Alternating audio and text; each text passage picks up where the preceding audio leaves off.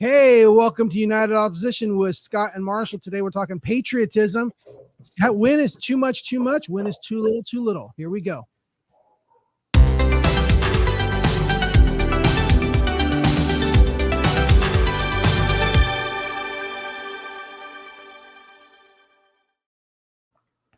Well, hello there, and welcome from the hot spot, the boiling spot of Bakersfield, and also the not so hot spot of the coast where Marshall's at.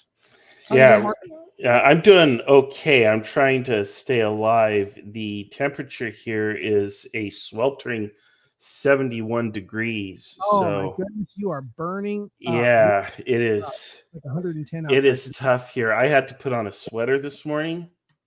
It was just brutal, man. Yeah, brutal. yeah, I know how it is.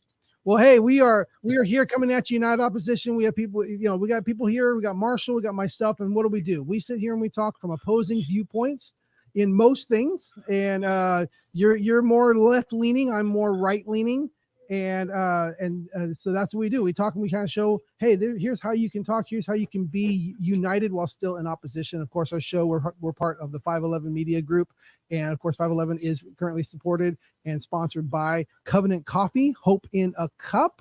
And really, just want to push forward what they do. If you get your coffee, there's two places here in Bakersfield that you can get that. There's North Chester, and then also right here, just off of on California and Mohawk. And when you're supporting them, you're supporting people who are literally doing the work of the church in real life. They are supporting our emancipated foster youth who are aging out of the foster program, and they were in the program, and then once they turn 18, there's not a place for them, and that transition and that age is really where we lose a lot of the kids, where they don't have the support anymore that they had growing up. And so they offer support, they offer housing, they offer a job, they offer mentors, and they really help take care of that need in our community. So when you support Covenant Coffee, Hope in a Cup, that's what you're supporting. So my little ASMR sip.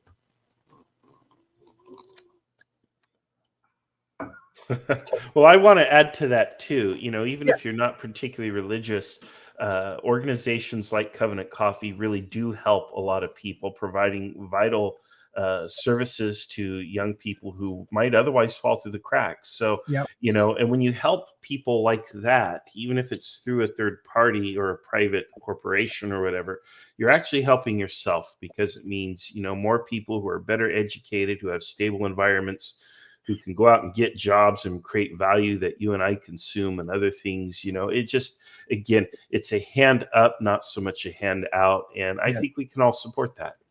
Yes. Well, thank you, Covenant Coffee, for supporting 511 and for supporting what we're doing here. And today, you see the title, today we're talking about patriotism. I was a little inspired by this morning. I caught the last half of the 511 morning show with Mike Harvey, and he had a guest on named Steve. Was that right, Mike?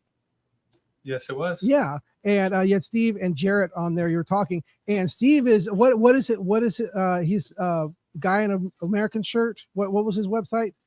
Flagstore.com. Flagstore.com. So he's like in a shirt that looks like a flag. He's got flags all behind him and stuff like that. And I was only catching the last half of the conversation.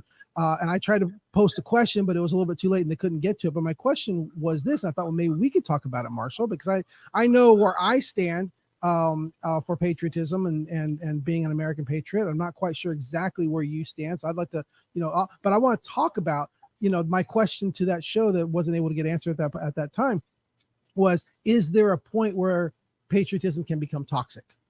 Mm-hmm. Is there a point where is there a point? Is there? And then what is that? What do we think is the level of that patriotism? How much is good? How much is bad? What are the pros and what are the cons? So I'm just going to take less than a minute to say my position, and I'm just going to say this right here. I feel that I am a representation of a patriot. I do believe I'm an American patriot. I still do believe that the United States of America is still the greatest country in the world. I believe that most of the world agrees, because most of the world is still trying to get into this country more than they're trying to leave it. And so I do believe I would be considered a patriot, but there are some I don't wear a flag. I don't always have a flag. I don't have a flag blowing from the back of my car. I don't, can you imagine a flag the size of my car? I drive a little Miata. Can you imagine me trying to pull a flag behind that? But I don't, you know what I mean? Like I'm a patriot, but I don't really show that much. Like when it's Memorial Day, I put a flag up in my house and stuff like that. But I'm probably not on the extreme. Marshall, how about you? What do you feel? Do you consider yourself a patriot? Where do you stand on patriotism? Well, I would say it's time to cue what Jeff Daniels on the newsroom. No, America is not the greatest country in the world. And then he just goes on this rant, or he's listing all of these statistics, and all these other countries that are ahead of us versus where we are in the standings and so on. Here's the deal, right? I find it a little illogical to be patriotic regarding the location of your birth because you didn't pick that. You had no say in the matter. I will not say that America is better than any other country overall. Now, I think we could take a look at objective standards and say that in terms of GDP or in terms of, something like freedom or healthcare metrics or education metrics, whatever. I'm totally, I'll go to the Olympics with you on that. And I'm okay with where we fall on that scale. That just is what it is. But at the end of the day, anybody who says that their country is better without explaining how or why it is better than any other country is making an unfounded, illogical statement. I would prefer to say that we're simply different. To say that America is better than China or Russia or England or Germany or Nigeria or Mexico or any nation on the planet, to me is a little, there's something wrong with that bothers me the wrong way. I would say that we're simply different. And of course, nations are objectively better than other nations, but by what metric are you making that declaration? And if you don't provide that metric, then you're just kind of making an empty statement, in my opinion. But I think objectively, no matter what metric you put it, I think you can objectively say the United States is better than North Korea. Objectively, United States is better than China, where they control how many children you can have. They move you out. It's slave labor, literal slave labor, where they bring you in to build all the Olympic buildings in Beijing, and then ship you out so that you're not showing up when the rest of the world comes in. And United States is objectively better than a lot of countries. Correct. When you're providing those metrics, you're qualifying your statement and you're justifying it, right, which I agree with. But there's enough metrics that you can say it in general. I believe there's enough metrics to where in general you can say it. Without one of the problems that we have here in the United States, and in particular, I like the example of China, is we think of China as this backwards agrarian totalitarian nation. They have a middle class that is absolutely massive. They have high-speed rail. They have modern infrastructure, and in many ways, in many respects, they actually surpass us. Yes, in this country this big, that much has it. Everybody else are slaves. No. Yes. Absolutely wrong. Absolutely wrong. I mean, more people in China speak English than in America. So there you go. China's the largest English-speaking nation on the planet, believe it or not. So there you have that. I don't know about fluency, but there, hundreds of millions of people know English in China. What we know and understand and believe about China is myth. We do not have the full and accurate picture. Talk to any person who has been to China, and they will tell you that the American perception of China is deeply flawed. Talk to any missionary in China, and they'll tell you the truth. Well, it depends on where they went in China for their missionary and what were they doing there. Christians have a tough time in China, more or less in general. So they're not going to come back and give a rosy report. But again, if you look at it objectively, freedom to do that. So objectively, United States is better than China in most regards, better than North Korea in most regards, better than your average third world country. We even classify them that in most regards. I think you can objectively say that. But I want to address something that you said in it's interesting. I don't know, you were kind of saying it. I don't think you were saying it in jest, but you were saying it jestfully, and that is something about what were the words you said about not you shouldn't be able to celebrate what country you're from because you didn't pick it. What was the phrase that you said? Yeah, you don't pick the country of your birth. So Mhm. saying that, this is the greatest country because I was born here is kind of Oh, illogical, you know? no, no. It's the reverse. It's saying I'm so lucky that I was born here. I want to celebrate how blessed I am to be here. I want to celebrate. My patriotism says I recognize that not everybody gets to be here, and Mhm. I get to be here, and I get to celebrate that. I celebrate what my parents did for me. I celebrate what God does for me. I celebrate that I get to sit here right now without pain in my back because I've been praying for 2 weeks for healing, and people have been praying for me. And so when I have a day where I don't hurt, I make sure I say, "Hey, God, thank you, thank you, thank Mhm. you, thank you." That's it. It wasn't, that's not. If He chose to heal me, He chose to do that. But even if I didn't choose to be born in the United States, but I can still celebrate it, and I can still be patriotic, and I can still say it is great to be here, even though I didn't pick it and I had nothing to do with it. I still get to be appreciative of it. That's what I feel Sure. Sure. patriotism is. Yeah, Patriotism there's is let me nothing find wrong, out Scott, with things are bad. appreciating what you have. But Yeah, that's what there's you were nothing saying. wrong with that. I'm not saying that that's bad. What I'm saying is when you get into some sort of a competition with people in other countries and you don't have a qualifying metric, you're just saying, I'm better because red, white, and blue. Well, what does that even mean? Or because I what, don't freedom? think, Well, I freedom, don't think a lot of countries have freedom. I mean, Jeff Daniels literally mentioned that the right, but that, United that was States is that was a not red by herring. any means number one on the metric of freedom, That was a red you herring. know? That was a red herring. That whole because that's not why America is great. It's not freedom, it's independence. There's a difference. Yes, you can make that argument, say all these countries have freedom. Yes, but very few of them are like the United States, where it's about independence and individuality. Living in Europe is not about being an individual. It's about being part of that. Well, that's a hasty generalization, but go ahead with it. Yeah, okay, I will. But I'm just saying I'm just saying the United States was founded on individualism, not freedom. Liberty and liberty and independence is what makes the United States. Well, individualism for certain few people who fit within a certain framework that was highly qualified when it was established, and there's And has been still vestiges of that around and has been today. and has So, been what, Scott? and it's been expanded Yeah, it's by been design. expanded, but it should be By ubiquitous. design. It should be By universal, not design. expanded. No, it was expanded to be that, and by design. It was designed. The Constitution was designed in a way so that they could expand it later because they couldn't accomplish what they wanted to then. They left the door open so they could accomplish it later. That's what was great about it. That's what was great about it, is that they made it so that it could be expanded. So what you're saying is the Constitution is America's awesome because the Constitution. Okay, I can agree with And that the to some Declaration of degree, Independence. And the but at Declaration of the end of the day, where does this become toxic? Okay, so and that's a great question. That's what I want to get into, because I think there's a difference between patriotism and nationalism. And I think that you might be confounding the two, and you're throwing patriotism in with nationalism, and you're decrying it. But what you're really decrying is nationalism. Where nationalism, Where did I do this? no, I'm saying when every argument that you're making against patriotism, I think Mhm, actually is against mhm, nationalism, not against patriotism.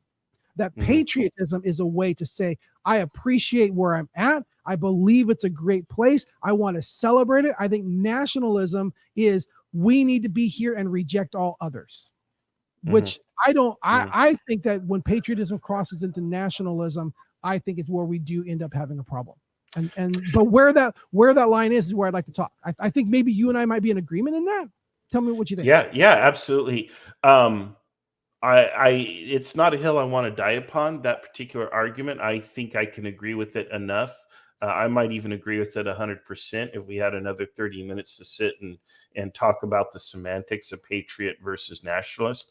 But I do agree with you that, yeah, if you are a nationalist and you believe that your nation is superior and that a certain race or a certain culture or a certain way of being is superior, and that should be imposed upon others if necessary by force, both domestically and overseas or abroad, then that gets into what I call fascism. And that's unacceptable to me.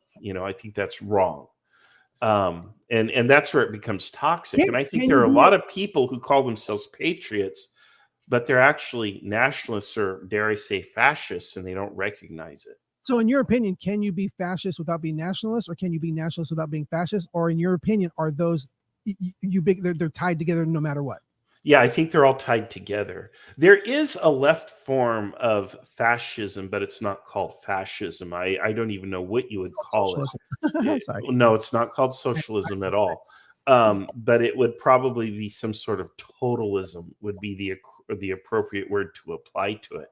So I don't want to let my fellow leftists completely off the hook here, because there are toxic forms of leftism.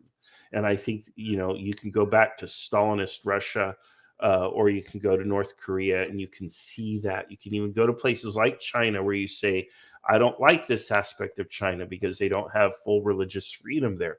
Okay, that is a toxic trait of leftism that still exists because, atheism and Marxism and the close relationship between the two.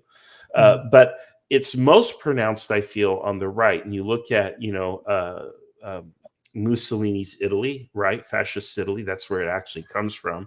You look at Nazi Germany, and you can look at these other movements that are closely aligned with extreme right ideology, which again, there is a race and a culture that is superior. And not only should it be enforced upon people domestically, but it should also be exported, if necessary, by conflict. And I think we all agree that's pretty darn toxic. Yeah, and I think that's where it can start going toxic. But I'm curious. I have a question for you in here. Do you think patriotism is in opposition of the left? Can you be on the left and a patriot? Well, the thing is, again, the end goal of communism, if you're going left here, and with communism being the ultimate goal of being socialism being a step on the path to communism, is a stateless, classless, moneyless society. Mm-hmm. So any kind of statism, any kind of pride in the state or the nation that you are in, is not entirely justified, because the goal is to evolve beyond that. However, let's go back to communist Russia. Let's go back to Soviet Union. What happens on May 1st every year? Well, they have a big parade with big Soviet flags, and an army marching through Red Square. So there is obviously patriotism and nationalism at that level. I think the goal should be, and I think this is also should be a Christian goal. We want to move beyond this. It would be beautiful if we could be beyond, I'm American, I'm Russian, I'm Chinese, I'm Catholic, I'm Protestant, I'm Mormon, or I'm Witness, whatever. If we could move beyond all those labels and just have one ultimate, unified, I'd like to buy the world a Coke moment. We're all singing Kumbaya in heaven together. Isn't that the goal for all of us? Isn't that the end game? Wouldn't that be great if we could get there? I like the idea. I like what you're saying. I'm not sure. I mean, I if I'm honest, I want to say I agree in that, united is what we should be. Right. I don't know that it's achievable by humankind. I think that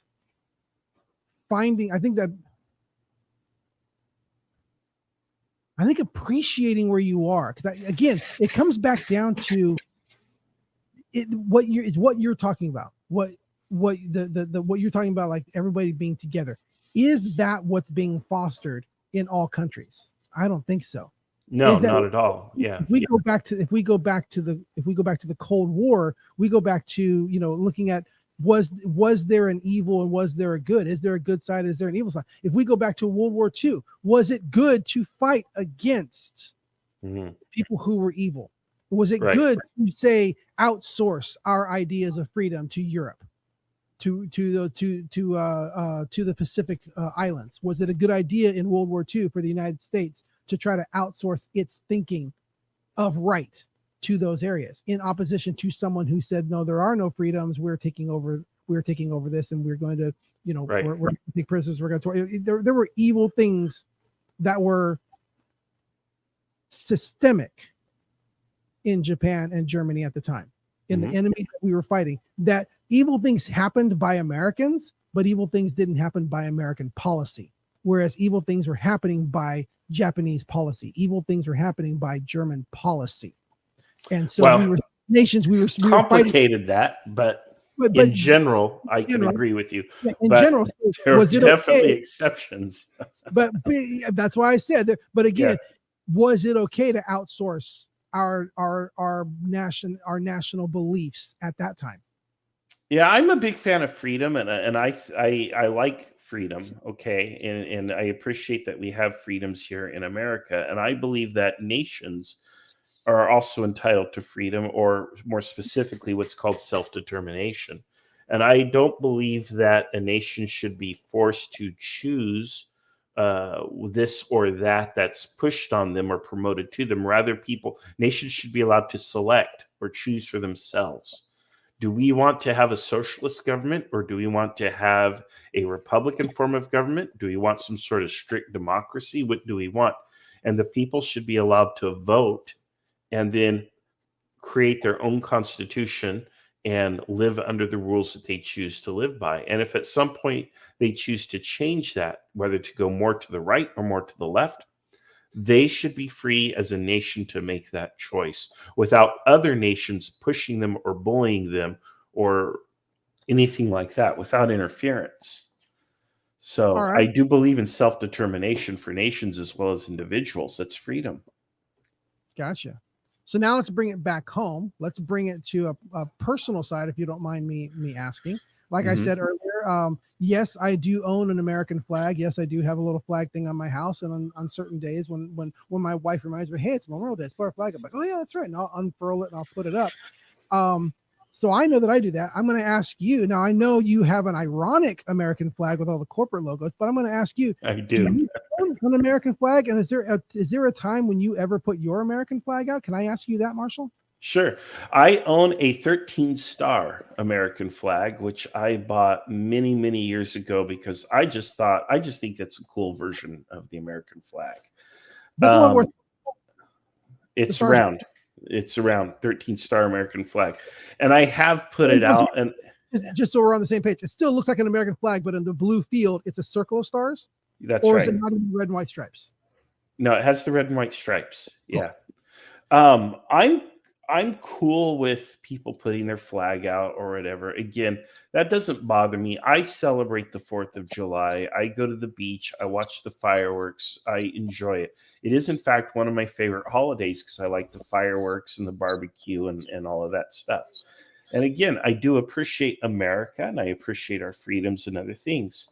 But I'm not going to go overboard with it. I'm not going to you're not going to see me wearing an American flag T-shirt or suggesting that we should export our national beliefs, because I have an issue with doing that. To me, that's scary. That's pushing on fascism, Whereas if people want to adopt our beliefs as somebody in another country, let's say North Korea suddenly loses its totalitarian regime tomorrow, and the people say, we would like to have an American-style constitution. I think that would be amazing. And I would be all in favor of us sending people over there to help establish a new, free, happy society in North Korea or where any other nation in the world, as long as it's the free choice of those people. It's not pushed upon. But what if the people are not allowed to make that choice in their totalitarian government? What if the people would really like that, but they're not allowed to speak up? When is it okay to fight for people who are saying, I would like help, but I can't publicly say I need help? I mean, again, I'm going to equate this. Are you trying to say if you were at a restaurant and you saw a young girl with someone that looks like, hey, this looks like this is a trafficked person, and she's sitting there but she can't say anything, would you just say it's none of my business, or would you say, hey, I think this person needs help? I putting that on a personal level is the same thing with a country. Can a country look and say, hey, those people look like they're being really oppressed? Is there any way we can help them, or do you think we just need to stay out of it? Well, it's a complicated situation because a lot of times when you try to do good, you end up doing worse. And this is a great moral dilemma for me personally, because I've always been in the camp that if you have an opportunity to do something good, to fix something that you think is broken, you should act upon it. And I've learned. So go ahead. Go forward on that thought. Do you think someone who has the ability to do something has the responsibility to do it? Again, it depends on what it is. Okay. So like, a couple days ago, I was in a parking lot and I saw a piece of metal behind a car's tire. And I don't know if someone placed it there or if it was there by accident, but it was something that could puncture a tire. I removed that. I removed it because I don't think this person deserves to get a flat tire, because I decided to, stay uninvolved. But it's difficult, I saw a car accident or it had freshly happened. I walled up, I pulled down my window. Is anyone hurt? Is everyone okay? Do you need help? No, we're fine. Okay, then I drove on. So I do think we should be good Samaritans, but we should not be so gung-ho that we actually end up doing more harm than good. And what is the distinction? What is the rule for that? I don't have one. And I think it's a very important moral question that we must all ponder. We all end up being presented with it. And I think it's something that we should think about and be prepared to answer in advance, so that we do find ourselves in a good Samaritan situation. We can act upon it. But at the same way, we don't want to go overboard with it, because that's how you become, the HOA Karen that is berating people because they left their trash can out after 9 a.m. Whose name is Karen? Don't drag her name through the mud. So there's a fine line, and I think it's something that has to be considered. And I think it's something we should also talk about at some point, because it is a tough moral issue. Closing statements. I'm just going to say this, where just answering this question, where do you think the line is crossed between healthy patriotism and unhealthy patriotism? I'll give you my answer. We'll close with your answer. But basically the line between healthy patriotism and unhealthy, I think, comes down to, if you're being grateful for your nation, I think that's really good. If you really appreciate and you want to celebrate that, I think that's a good way I think that's a good, healthy way of a good, healthy version of patriotism, that you're celebrating, you want to do that. I think if you want to use what you think is great about your nation to bully other people and belittle other people, I think that's where it starts to cross over into nationalism, into I want my beliefs and my national beliefs to overthrow yours outside of my country. That's where I stand. I think if you're coming to America because you want to better yourself, I honestly think you should then be a patriot. You should be appreciative. If you're coming here because you want to better yourself and then you better yourself, I think you owe some gratitude to the place that you came to. And I think that's a healthy form of patriotism. What do you think, Marshall? I think I agree with you, Scott, and that's all I have to say on that matter. Oh, that's it, huh? I think that's quite reasonable. I would argue with somebody who's like, everybody has to speak English. No, we're a salad, not a melting pot. And it's okay to be a salad. And I really like all the different kinds of foods that people bring. And I'm totally okay with people speaking their native languages. And I think it's helpful, though, if they learn English. I think it's helpful for everything. Oh, and they will. I just don't think we need to beat them over the head with it, Well, and here's where we'll differ. I don't think we should make it easy for them not to, because then they don't. No, they'll learn it. But they don't learn it. Yeah, they people live. All right, another topic for another time, Scott. I know, but I'm saying people live for 20, 30 years and don't learn English. I think we make it too easy. So I think let them be free, man. Let them be free. No, you can speak whatever you want, but if you want to drive, you gotta be able to read the street signs. Sure. You got to follow some basic rules for safety and the public good. I agree with that. But Cool. As long as you can do that, if you want to speak whatever language you want, you know what? Be my guest. I think it's beautiful. All right, so we're going to end this with the USA chant. You ready? Would you? I'm curious. Would you do it? I don't normally. Sit here and chant USA, USA, USA. USA. Lord. Have a good night, Scott. Right. On that note, we'll catch you guys next week. Thank you for joining us. And yes, from one Patriot to another, or however you want to do it. Have a great week. God bless you guys. Thank you.